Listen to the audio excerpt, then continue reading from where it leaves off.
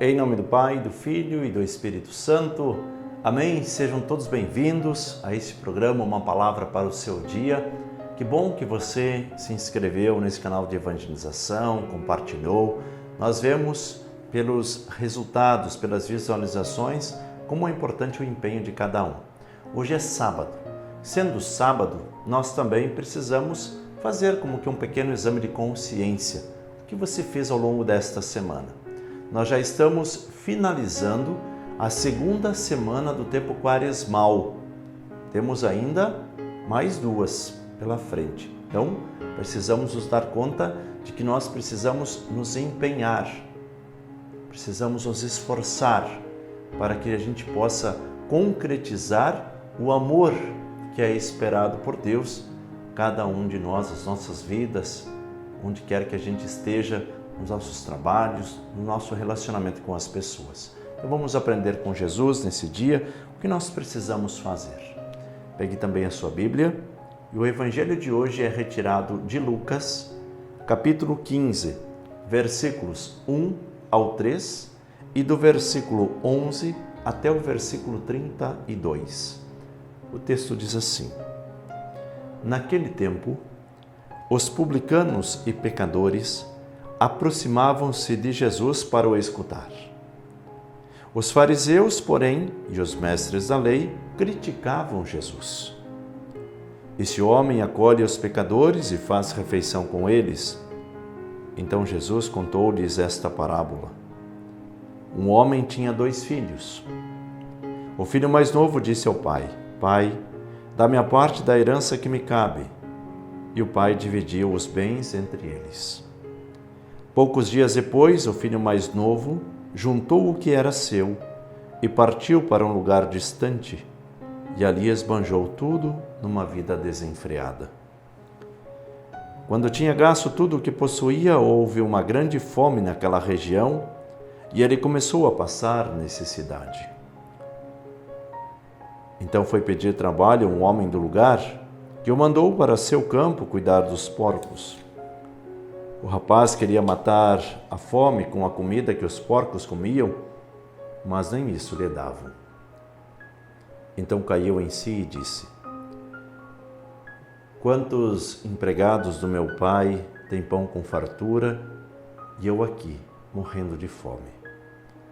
Vou-me embora, vou voltar para meu pai e dizer-lhe: Pai, pequei contra Deus e contra ti. Já não mereço ser chamado teu filho. Trata-me como a um dos teus empregados. Então ele partiu e voltou para seu pai. Quando ainda estava longe, seu pai o avistou e sentiu compaixão. Correu-lhe ao encontro, abraçou-lhe e cobriu-o de beijos. O filho então disse: Pai, pequei contra Deus e contra ti. Já não mereço ser chamado teu filho. Mas o pai disse aos empregados: Trazei depressa a melhor túnica para vestir meu filho e colocai um anel no seu dedo e sandálias nos pés. Trazei um novilho gordo e matai-o. Vamos fazer um banquete. Porque esse meu filho estava morto e tornou a viver, estava perdido e foi encontrado. E começaram a festa. O filho mais velho estava no campo. Ao voltar, já perto de casa, ouviu música e barulho de dança. Então chamou um dos criados e perguntou o que estava acontecendo. O criado respondeu: É teu irmão que voltou? Teu pai matou o novilho gordo porque o recuperou com saúde. Mas ele ficou com raiva e não queria entrar. O pai, saindo, insistia com ele. Ele, porém, respondeu ao pai: Eu trabalho para ti há tantos anos, jamais desobedeci a qualquer ordem tua, e tu nunca me deste um cabrito para eu festejar com meus amigos. Quando chegou este teu filho, que esbanjou teus bens com prostitutas, mata para ele o novilho cevado. Então o pai lhe disse: Filho, tu estás sempre comigo, e tudo que é meu é teu. Mas era preciso festejar e alegrar-nos, porque esse teu irmão estava morto e tornou a viver, estava perdido e foi encontrado. Palavra da salvação, glória a vós, Senhor. Vamos juntos meditar a palavra deste dia. Meus irmãos e minhas irmãs, estamos diante desta parábola tão conhecida, a parábola do filho pródigo ou ainda do filho perdido. Mas eu gostaria de chamar a atenção para o início do texto. Jesus estava falando para publicanos e pecadores e estes se aproximaram de Jesus para o escutar. Ali estavam também fariseus e mestres da lei que criticavam Jesus. Dois grupos distintos. Estes publicanos e pecadores eram como que considerados uma classe inferior pela sociedade.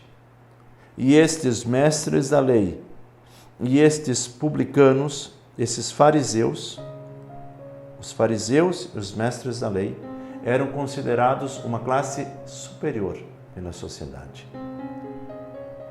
E aí Jesus vem para nos ensinar quem é, de fato, que está com a razão, está com a verdade. Muitas e muitas vezes nós estamos diante de Deus Pai e nós somos como que esses pobres pecadores e publicanos, aventureiros. Queremos fazer coisas, inventar coisas, nos aventurar pela vida. E temos diante de nós pessoas conhecedoras, portadoras de um conhecimento, de um dom de Deus, mas que usam isso simplesmente para si e para julgar os outros. É esse o contexto desta parábola. É o pai diante desses filhos, destes publicanos e pecadores e destes fariseus e mestres da lei. Grupos distintos. Cada um nesta especificidade ali representado em cada filho. Eis que nós precisamos entender aquele filho que pediu a sua parte e esbanjou os seus bens, cai em si e retorna para junto do pai. Aquele outro filho que nunca saiu de casa fica bravo com o pai, fica com raiva, inclusive, da atitude do pai. Preste atenção. Muitas e muitas vezes nós vestimos uma máscara de santidade, mas na verdade nós somos hipócritas, nós somos covardes, porque nós só não fazemos porque nós temos medo e ficamos julgando o outro porque fez. Cuidado com esse tipo de atitude, porque no final das contas nós vemos que o Pai, aqui Deus, tem mais dificuldade com esses falsos filhos do que com aqueles que se arriscaram, mas têm um coração aberto, dizendo, de fato eu errei, de fato eu tenho os meus pecados, de fato eu tenho as minhas falhas, mas esse sou eu mesmo. Agora esse falso, esse que vestiu uma máscara de santidade, revela através dessa máscara podridão. Achavam que era o filho ideal, achavam que era o perfeitinho, demonstra a sua podridão. E aí o pai precisa fazer essa mediação dizendo, vamos pegar aqui o evangelho, lá no finalzinho. Então o pai lhe disse, filho, tu estás sempre comigo, tudo que é meu e teu.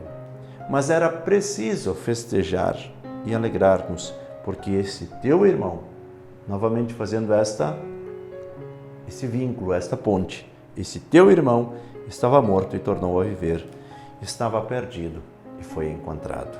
E este é o motivo da nossa alegria. Por isso vamos nos esforçar. Precisamos ter o conhecimento. Claro que não podemos ficar nos aventurando em qualquer coisa. Precisamos do conhecimento, mas precisamos desta justa medida para fazer as coisas certas, as coisas justas em nossa vida. Peçamos a bênção em nome do Pai, do Filho e do Espírito Santo. Amém. Evangelizar é preciso.